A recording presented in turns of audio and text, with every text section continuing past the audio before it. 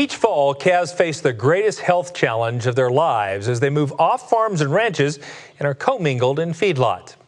Joining us to talk about some of these challenges is Dr. Kevin Hill, a technical services veterinarian with Merck Animal Health. Dr. Hill, thanks for coming to the show. Thank you. Glad to be here. Well, fall runs in full swing right now. Tell us about some of the challenges that creates for calves. Well, if you think about it from the calf's perspective, this is a big disruption in his life.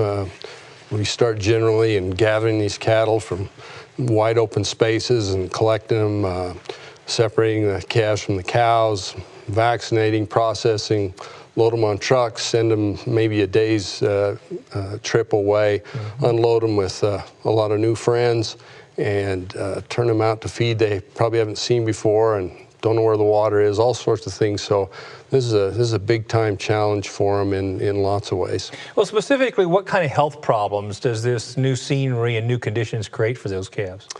Undoubtedly, the biggest problem the whole beef industry faces in terms of health is respiratory disease. And so that's exactly what happens to these calves. They are presented with new bacteria and virus exposures that they haven't seen before, and so doubled with that stress factor, then respiratory disease is a big issue.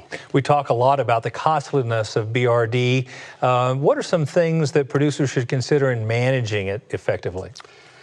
I like to think of it as two primary factors that they need to manage. One would be stress, and the other is trying to supercharge the calf's immune system, if you will. And so in terms of managing stress, we talked about all those things that happen sometimes in a very short period of time. So if we can spread those out so that gathering and weaning and processing don't all happen on the same day, they don't get shipped until after weaning, ideally, that can help manage stress a lot. And then in terms of trying to improve the status of their immune system, then we're talking about vaccinations and things like that to help prepare them better. Well, I want to follow up about this concept of immunity because it's so important. What are some things producers can do to really turbocharge or enhance that immune response? Generally, the things that we recommend would be to try to get 2 rounds of vaccination into the calves before they're going to ship into the feedlot. And so if they can do that, and additionally, again, if they can wean those calves for 30 to 45 days, those are the things that help that immune system the most. You know, I know as a cow-calf producer, we always believe it's so important to get colostrum in the calves right up front, right? And so assuming we've done that, then what else can we think about throughout that calf's lifestyle to begin building immunity even earlier? Well, it's interesting you mentioned colostrum because it's the effects of not getting enough colostrum at birth extend clear in not just in the suckling phase but into the feedlot phase. We know that calves that didn't get enough colostrum at birth have a much higher risk of disease and death in the feedlot. So that's number one. And then as the protection from those maternal antibodies starts to drop off over 3 to 4 months of age, then that calf needs to start developing its own active immunity. And that's where the vaccination programs come in to help stimulate that immune system. So specifically, what other advice might you have for folks as they approach fall weaning time? You said, first of all, try to break some of those management practices up so all the stress doesn't occur at one time. What other advice might you give cow-calf producers? Well, there's kind of 3 basic things that producers can do. They need, number one, to develop a good vaccination schedule. They need to eliminate parasites from the calves. And in terms of vaccinations, 2 categories there really. One is respiratory disease. The other we haven't talked about is clostridial disease protection, just kind of a standard thing that should be included. And, you know, for some folks, this may seem really, really complex. Lots of products, lots of protocols, lots of timing elements and so forth. Where can producers go to get some additional help in thinking through this? Well, this is where having a team effect with your veterinarian is really important. I mean, he's the one that has the most relevant information as far as what diseases are prevalent in your area, as well as the area where these calves are going to ship to. when those vaccines ought to be given, which vaccines he prefers. All those kind of things are things that the veterinarian is really helpful for. So I think that interaction is really essential for a good health program. Dr. Hill, maybe you can explain a few of the things that Merck Animal Health has done to assist producers in this planning process as well. Yeah, we've recently introduced a value-added program called PrimeVac, and that's just a collection of these ideas and suggestions to help producers organize what vaccines they give, when they give them, so that the result then is in that most well-prepared and healthy calf. So outline for our viewers, if you would, the primary categories that PrimeVac encompasses. Okay, and that would be, again, the respiratory protection. Certainly, again, as BRD is our #1 issue, it all sort of centers around respiratory protection. #2 would be clostridial protection, like blackleg, malignant edema, kind of sudden death issues typically. And the third is control of internal parasites. Now, I know Merck has products in each of these three areas. Do you want to highlight a few of those?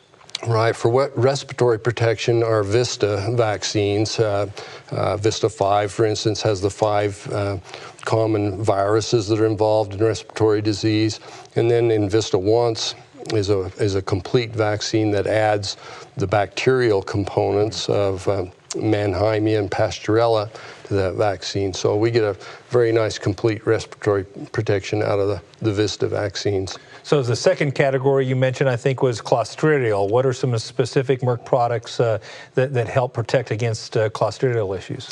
Again, we have a kind of a family of vaccines called Vision, and various combinations with 7 antigens or 8, or even some that have 9 with tetanus protection. So, and they can be combined with pink eye protection or with somnus protection. So we have a large group of clostridial vaccines there to work with. And then the third category you mentioned was the parasite control. Talk to us a little bit about Merck's products, and specifically what might be different about some of Merck's internal and external parasite control products. Yeah, Safeguard is the name of our parasite control product, and its chemical name is fenbendazole. The fenbendazole category is distinctly different from most other wormers on the market. Most of the others fall into the ivermectin class.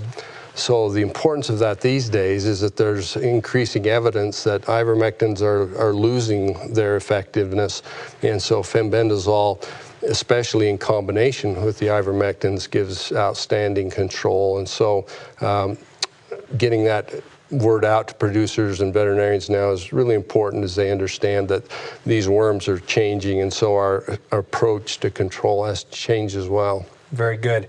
And I have to ask you the obvious question, Dr. Hill. I mean, all these things we've been talking about cost money to producers. And so fundamentally, is there a premium involved? Is there a return on investment for producers who go through these precautions and make these investments in trying to improve the health of their calves? Yeah, we've got really good data to answer that question now, whereas before sometimes you sit in an auction and you can't see that those vaccinated calves brought any more than the neighbors unvaccinated, but especially through superior auction data, we're able to analyze that. And we know that calves that at least get those 2 rounds of vaccinations that I talked about, they'll bring approximately $25 per head more than an unvaccinated calf. And if you take that same calf and add 45 days of weaning to it, that doubles to somewhere near $50 a head is the premium. So there's a good return there for the effort that goes into it. So it sounds like Merck's PrimeVac program really does create value for producers. It really has that opportunity to do that by veterinarians and producers working together. The other thing that PrimeVac program is going to do is the veterinarian will be able to produce a certificate of health that will list the details of all vaccinations that have been given, and then it'll have his signature on it. So it's a nice third-party verification of the health practices that have been completed. And so in the end, what we really think it's a win for the producer, it's a win for the buyer who knows he's getting his money's worth, and so all around everybody comes out ahead. Well, no doubt as these cattle become more and more valuable, it's really incumbent on us to do everything we can to keep these cattle healthy. We've got a very expensive product out there these days to protect. That's right. Indeed. Thank you so much for coming to the show. Thank you. To find out more about the value of preconditioning your calves and protecting their health, visit our website at cattlemantocattleman.org.